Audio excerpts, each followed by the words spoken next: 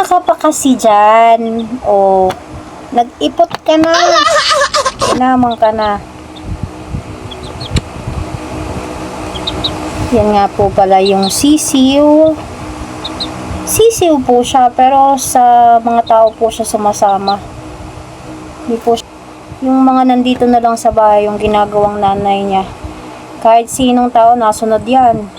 Oh. Kagay sisiw, kagay manok, o ano kaga. Kagay tiyanak.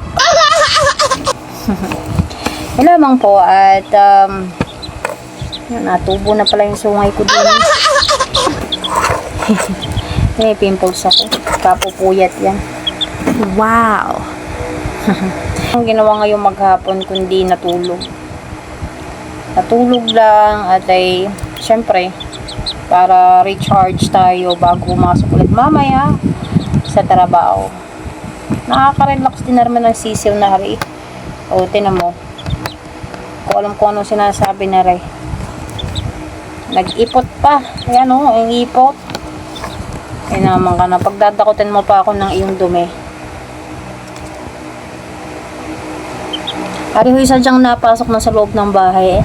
Nagtay ka na eh.